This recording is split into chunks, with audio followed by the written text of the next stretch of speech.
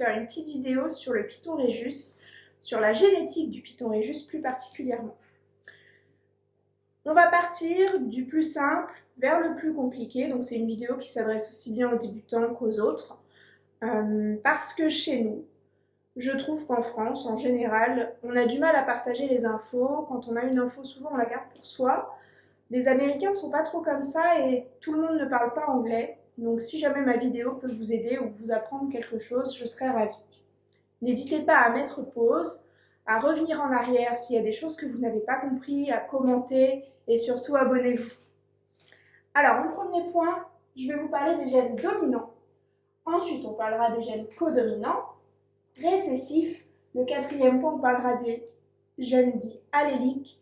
Donc ça, c'est le point où nous, en France, on en parle très peu. Et ensuite, on parlera des tares. Il y en a certaines qui sont connues, d'autres un petit peu moins. Alors, le Python Rhésus, c'est l'un des serpents les plus connus en captivité, peut-être même les plus détenus en France, je ne sais pas. Moi, en tout cas, j'adore. Je trouve que c'est une bête où il y a des possibilités vraiment multiples. C'est super sympa. C'est une bête magnifique, mais il y a tellement de possibilités que parfois on peut s'y perdre un peu. Du coup, bon, je me suis dit une petite vidéo sur la génétique s'impose. Alors, on va partir du principe qu'un gène a deux allèles.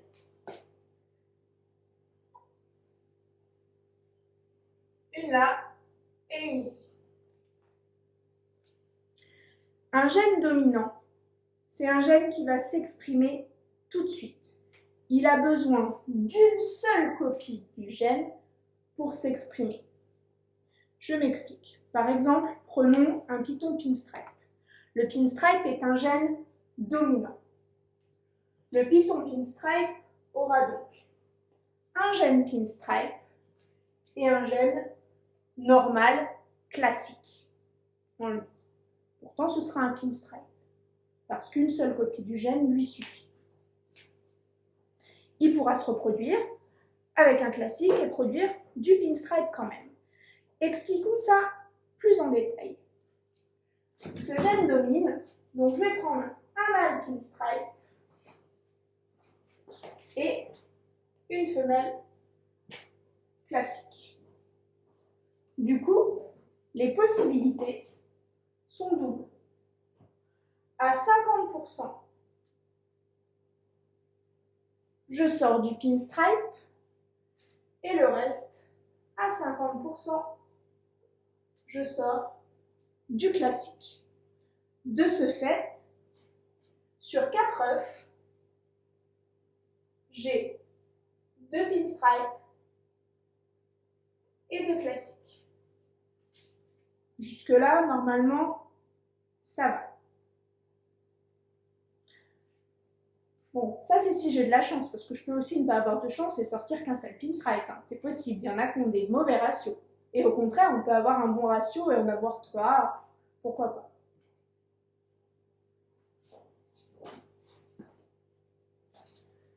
Maintenant, on va parler des gènes dits codominants, comme par exemple le pastel.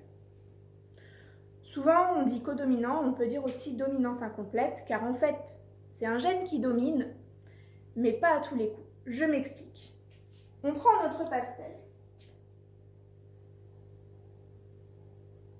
qui est un mâle, et il faut toujours une femelle. Classique. Ici, lors de la reproduction, on n'a besoin qu'une seule copie du gène, comme tout à l'heure. Une copie pastel, une copie classique suffit à sortir du classique. À 50%, je sors du pastel, donc 2 œufs sur 4, et à 50%, du classique, toujours 2 œufs. Vous allez me dire, quelle est la différence dans ce cas? Parce que c'est la même chose qu'avec le pinstripe, à 50-50. C'est vrai. Alors pourquoi on dit que ce n'est pas un gène dominant? Parce qu'avec le pastel, il y a une super forme, et c'est là où ça change tout. Le super pastel, c'est ce qu'on va obtenir si on reproduit par exemple ces deux-là, deux pastels. Si je fais pastel fois pastel, j'obtiens, et là j'obtiens beaucoup plus de choses, j'obtiens à 25% du classique. J'obtiens également à 25% du super pastel et à 50% du pastel. Pourquoi ce 25% de super pastel est intéressant? Déjà parce que le super pastel, c'est plutôt beau. Mais ensuite, ce super pastel-là, quand je le reproduis, super pastel avec un classique, je n'obtiens que du pastel à 100%.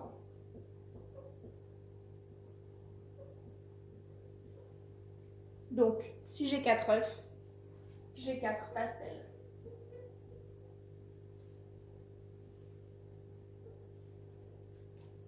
Le classique est complètement effacé alors. Il y en a certains que ça va intéresser, d'autres pas. Moi, j'aime bien le classique quand même, mais c'est vrai que selon nos plans de reproduction, avoir une super forme, ça peut être super sympa. On a la possibilité de faire des combos, c'est-à-dire de mélanger plusieurs phases. Et c'est ça qui est super intéressant avec le Rhésus. Les phases dominantes et les phases codominantes, elles peuvent très bien être mélangées pour but d'obtenir un serpent avec plusieurs gènes. C'est hyper intéressant parce que les possibilités sont multiples et visuellement, ça peut créer un serpent vraiment magnifique.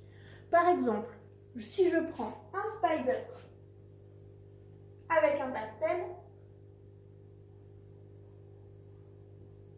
j'ai 4 possibilités, 25% de chance d'avoir du spider, 25% de chance d'avoir du classique, 25% de chance d'avoir du pastel et du coup, le reste, les 25%, mon quatrième œuf, puisque j'ai un œuf de chaque pour l'instant, le quatrième œuf, c'est le mélange du spider et du pastel qu'on appelle le bumblebee.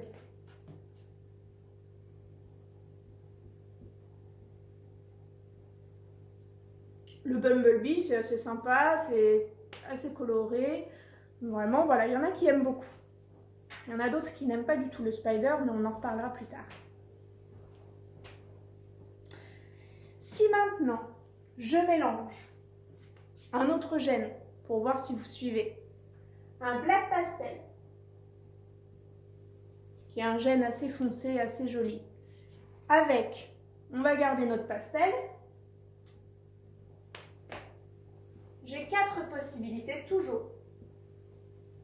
À 25%, on sort du black pastel. Je suis sûre que vous avez trouvé.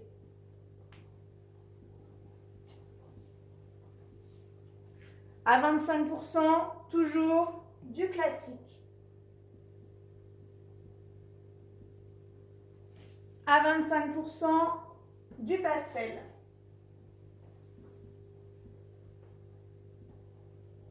Et le dernier 25%, c'est la combinaison du black pastel et du pastel, c'est le black pewter.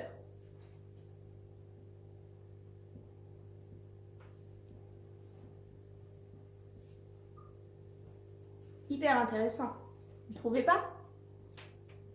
Alors, on a parlé des gènes dominants, codominants. Maintenant, on va s'intéresser aux gènes récessifs.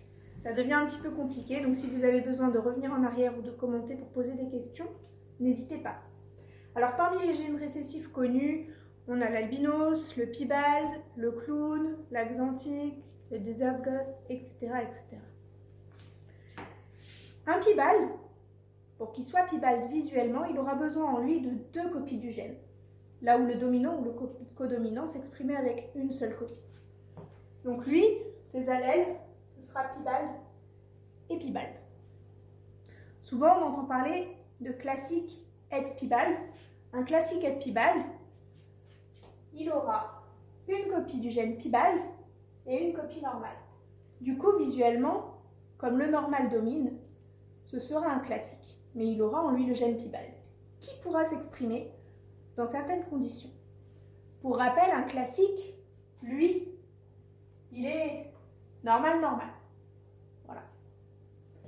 Lors des reproductions, pour voir visuellement un PIBALD, il faut que du côté du mâle et du côté de la femelle, on ait au minimum du HETP. Parce que si je prends un mâle PIBALD avec une petite femelle classique, là, je sors à 100% du het PIBALD. 100%. Les 4 œufs seront tous het PIBALD. Si jamais on vous vend un classique en vous disant celui-là il est 100% het pi, c'est qu'il est issu de cet accouplement. Si je reprends mon pastel de tout à l'heure,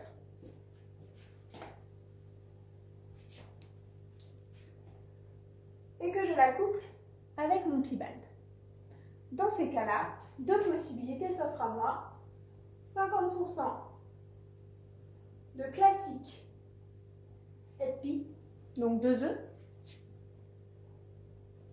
et les autres 50%, si vous avez bien suivi, c'est du pastel het PIBALD.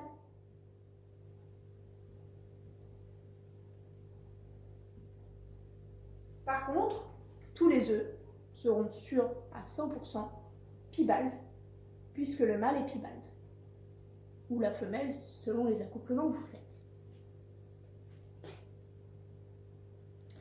Si par contre, je fais un PIBALD avec un het PIBALD,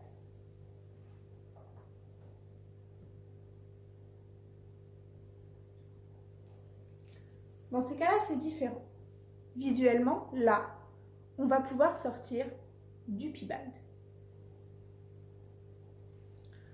J'ai toujours deux possibilités. La première possibilité, à 50%, c'est de sortir du PIBALD directement. Et oui, puisqu'il y en a de chaque côté, c'est possible. Donc j'aurai 2 œufs PIBALD, si j'ai de la chance et si j'ai un bon ratio. Et de l'autre côté, j'aurai 50% de het pi, 2 œufs. Par contre, il y a toujours un PIBALD dans la course, donc ces 2 œufs seront sûrs à 100%, ce sera des het PIBALD. Si jamais vous avez des petites questions sur les combos, etc., vous allez sur World of Ball Python, Genetic Wizard, vous mettez les gènes de votre mâle, les gènes de votre femelle, ça calcule tout. Alors, ce n'est pas sûr à 100%, puisque par exemple, les gènes alléliques dont on parlait tout à l'heure et dont on va reparler tout à l'heure, eux, par contre, il a du mal à les prendre en compte. Mais pour les petits calculs simples de génétique, c'est très bien. Parfois, j'ai pas de PIBALD. J'ai que du het pi.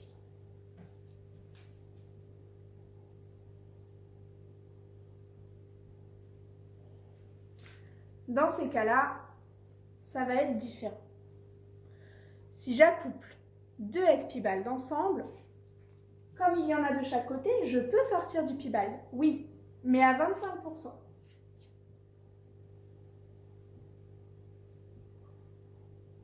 Un œuf PIBALD. Du coup, je sors à 50% 2 œufs classique het pi.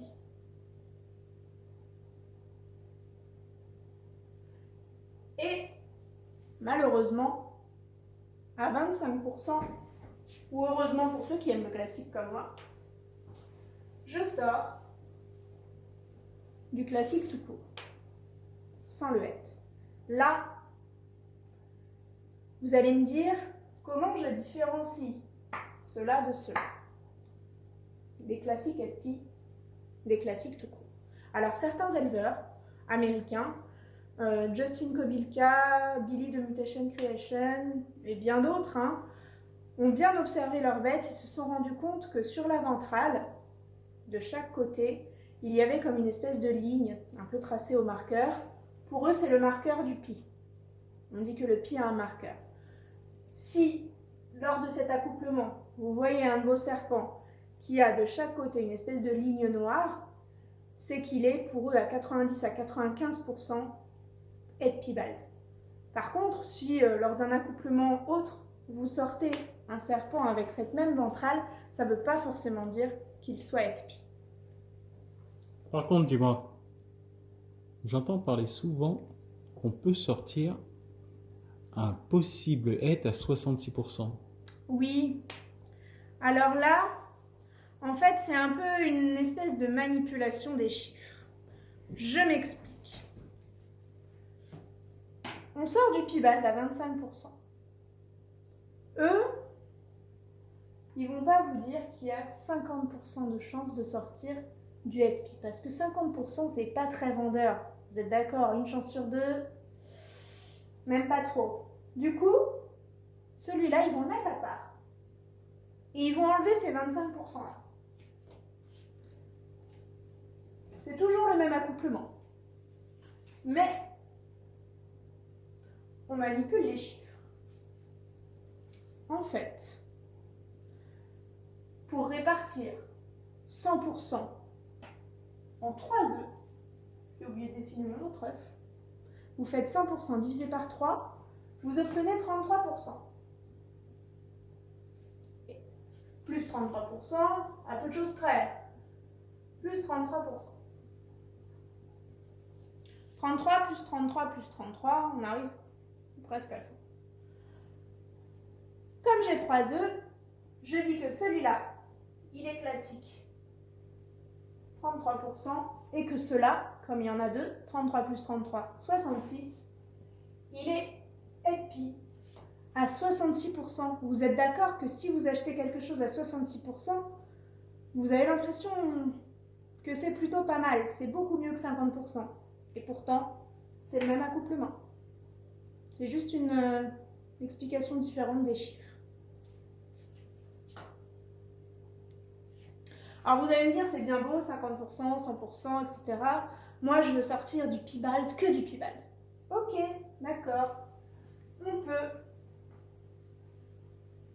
Je suis sûre que vous avez une petite idée. En fait, il suffit de prendre un mâle Pibald, une femelle Pibald, et alors là, tout sera Pibald. Les 4.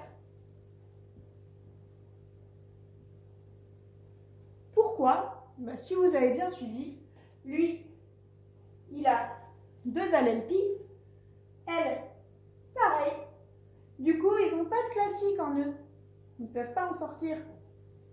Alors maintenant, j'aimerais vous parler du Scaleless Head. Scaleless Head, c'est un python pour lequel il peut lui manquer quelques écailles sur la tête, plus ou moins prononcées. Scaleless Head, ça veut dire sans écailles sur la tête, comme son nom l'indique. Alors, celui-ci, en fait, c'est comme si c'était un het scaleless. Pourquoi? Vous allez me dire. Parce qu'avec 2 Scaleless Head, un mâle et une femelle, toujours pour les repros, je l'ai dit à l'envers, c'est pas grave. Scaleless Head fois Scaleless Head, on peut sortir 25% de chance de sortir du Scaleless. 25% de chance de sortir du classique et 50% de chance de sortir du Scaleless Head.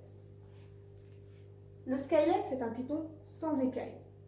Et ça, il y a très peu de Français qui vous disent, moi je ne l'ai pas beaucoup entendu en Europe même, c'est beaucoup les Américains qui en parlent, que quand on accouple 2 Scaleless Head, on peut obtenir du Scaleless. Alors oui, c'est un python très fragile, il a beaucoup de problèmes respiratoires, il a besoin d'un taux d'hygrométrie assez particulier, mais c'est quand même très beau. Au toucher, c'est superbe. J'en ai vu un avec Bob Clark à Ham il y a quelques années. C'est vraiment une belle bête, mais très peu vont vous dire comment l'obtenir en fait. Et ben, c'est tout simplement avec 2 Scaleless Head.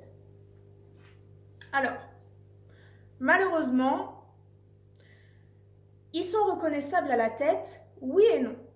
Parce que comme partout, il y a des petits filous, des scams comme on dit, qui vont enlever quelques écailles sur la tête de certains pitons classiques et qui vont vous les vendre en skyless head, alors qu'ils n'en sont pas. Pas parce qu'on enlève des écailles à un serpent que c'est un skyless head. Par contre, les Américains vous diront qu'il y a une autre façon de les reconnaître. Mais alors là, en Europe, personne n'en parle.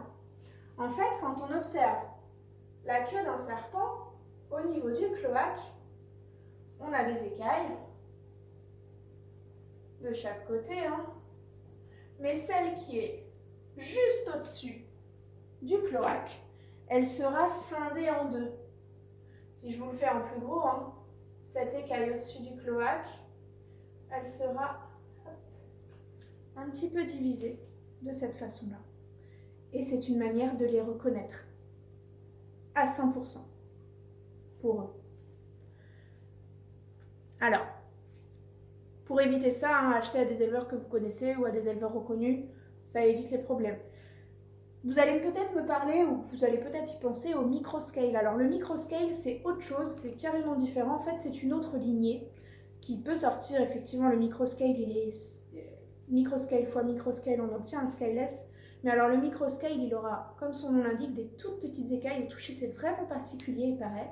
Et le résultat est un petit peu légèrement différent du skyless tout court. Alors maintenant, on va s'intéresser à quelque chose de différent, quelque chose dont chez nous on parle peu. Et comme tout le monde ne parle pas anglais, ça peut être compliqué. Mais dis-moi, où peut-on retrouver le microscale? Est-ce que tu parles?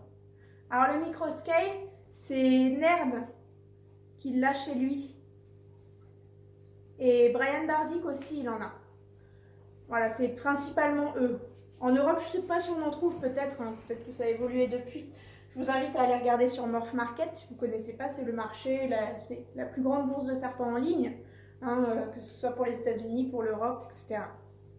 Alors maintenant, on va s'intéresser aux gènes alléliques. Alors ces gènes alléliques, bon, nous on n'en parle pas, mais ça peut être super intéressant, ça peut en intéresser certains. En fait, les Américains appellent ça ALS. ALS qui veut dire Act Like Super. Ils agissent comme des superformes. Vous allez me dire, superforme, ah oui, souvenez-vous, super pastel. En fait, ce sont des gènes qui fonctionnent ensemble, qui ont des allèles compatibles. C'est deux gènes différents, mais quand on les accouple, le résultat en combo est magnifique et il est souvent très différent de ce à quoi on s'attend. En effet, parce que si par exemple, on a du gravel qui fonctionne bien avec le yellow belly, je les accouple et je peux obtenir du highway. Le highway, j'en ai une petite à vous montrer. Donc on peut le sortir à 25% le highway lorsqu'on accouple du yellow belly et du gravel. Alors, c'est une femelle highway fantôme que moi je trouve très très belle.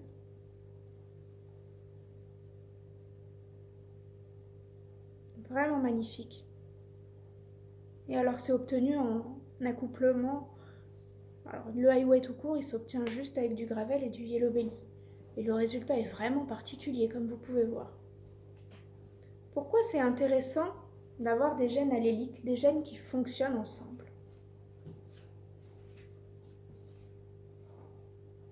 Ça peut être super intéressant parce que grâce à ce highway, si je le reproduis, ici c'est une petite femelle, si je reproduis mon highway avec un mâle classique, je vais obtenir du gravel et du yellow belly. à 50-50 et pas de classique. Alors le Yellow Belly il fonctionne aussi très très bien avec le Spectre. J'en ai pas à vous montrer. Yellow Belly x Spectre, on obtient comme tout à l'heure 25% la super forme qui s'appelle le Super Stripe. Le Super Stripe, c'est un python, vous pouvez regarder sur internet, c'est un python avec une superbe ligne, un peu qui ressemble un peu au Genetic Stripe. C'est vraiment très beau. Donc je produis à 25% du Super Stripe, 25% du Yellow Belly, 25% vous avez suivi du Spectre et 25% de classique. Par contre, quand je reproduis ce Super Stripe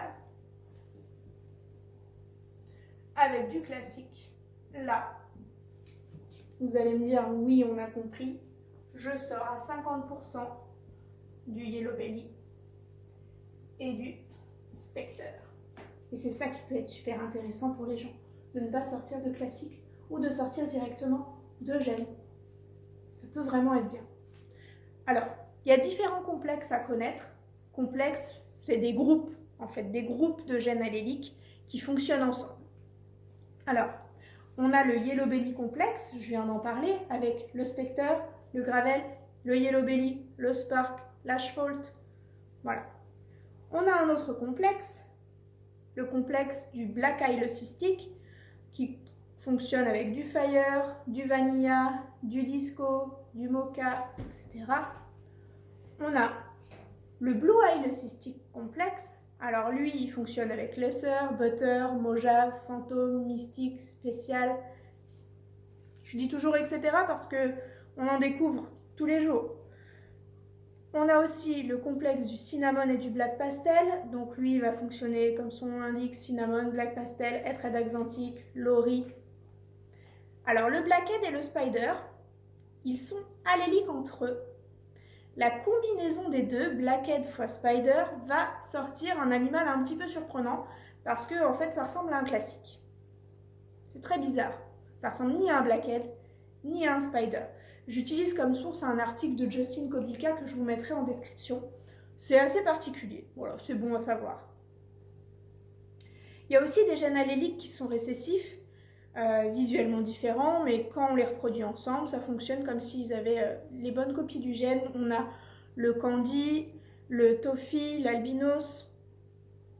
Je vais vous mettre en lien un sujet sur Morph Market. Morph Market, c'est pas qu'un site d'achat, c'est aussi un forum de discussion dans lequel sont mis à jour tous ces complexes. Donc, alors vous pouvez très bien imprimer la page pour avoir un petit peu les complexes, mais c'est bien plutôt de la consulter régulièrement parce que c'est mis à jour régulièrement. Alors maintenant, je vais vous parler des morphes qui auront un problème lors des reproductions. On appelle ça les tares. Les tares, ça va être des malformations génétiques. Parce qu'à force de faire tous ces mélanges, vous imaginez bien, c'est comme chez les humains, comme chez tout être vivant, il peut y avoir des malformations génétiques. Il y a des gènes compatibles et des gènes pas du tout compatibles. Alors, le plus connu, c'est le Spider. Le Spider, lui, il aura ce qu'on appelle un wobble, c'est-à-dire un problème neurologique qui va lui faire tourner sa tête dans tous les sens. Alors, les spiders peuvent parfaitement vivre toute une vie. Certains vont mourir très vite, d'autres vont développer ce wobble plus tard dans leur vie, d'autres vont... En tout cas, ils seront porteurs, ils le reproduiront et lors des reproductions, ça peut faire apparaître ce wobble ou pas. Visuellement, voilà, c'est sympa le spider. Dans certains pays, c'est quand même interdit. En Angleterre, maintenant, ils interdisent les reproductions de spider parce qu'ils estiment que c'est une souffrance pour l'animal. Alors, d'autres gènes moins connus ont aussi ce wobble. Il y a le WOMA, le Hidden Gene WOMA, le Champagne, le Super Sable ou le Powerball. Le sable, alors reproduit avec du spider, le sable, la ponte aura vraiment du mal à survivre. Il aura vraiment un sévère wobble. Idem avec le Champagne et le Hidden Gene WOMA. Alors le Champagne reproduit avec du spider, c'est létal. les petits bourrons, le pearl aussi, le super spider et le super champagne. Les femelles désertes on ne le retrouve plus, hein, c'est pas le desert ghost, c'est vraiment un gène à part. Le desert, les femelles spider ont de très gros problèmes de fertilité. Les caramels albinos aussi auront des légers problèmes de fertilité et ils peuvent avoir plus de malformations que les autres. Le super cinnamon et le super black pastel, ils peuvent avoir des malformations et un bec de canard, un bec un peu recourbé. Le super lesser platinum, le super butter auront des gros yeux. Et alors au contraire, le lesser platinum reproduit avec du piebald, il aura des petits yeux. Les bananas et les coral glow ont aussi une tare. Et alors chez nous, très peu disent que c'est une tare, mais en fait c'en est une, c'est un dysfonctionnement génétique. Ils auront en fait des ratios de sexe lors des reproductions qui seront assez particuliers. On va expliquer ça plus en détail. Si j'ai un mâle banana que je reproduis avec une femelle classique, je vais obtenir 50% de chance de commencer à étroder de banana et 50% de chance d'avoir du classique. Parmi ces 2 œufs banana et 2 œufs classiques, parmi ces 2 œufs banana, à 95%, je vais avoir des mâles.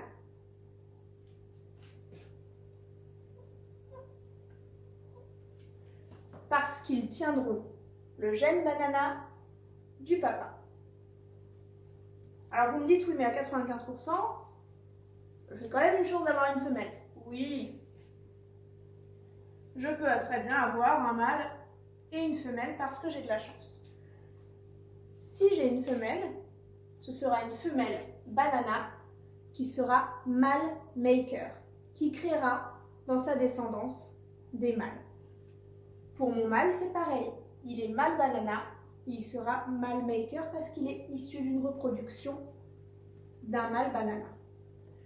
Ce ratio de sexe, il n'a aucune incidence sur les 2 autres classiques. Il s'exprime que lorsqu'il y a du banana dans le serpent. Je vais prendre un autre exemple.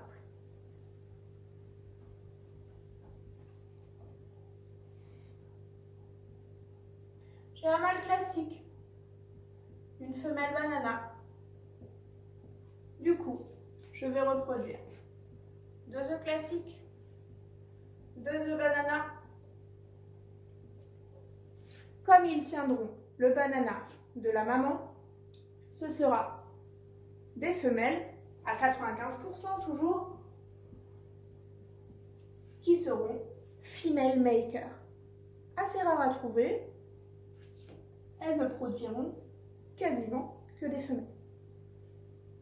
C'est une tare, c'est une anomalie génétique. Et si dans l'eau, il y a un mâle?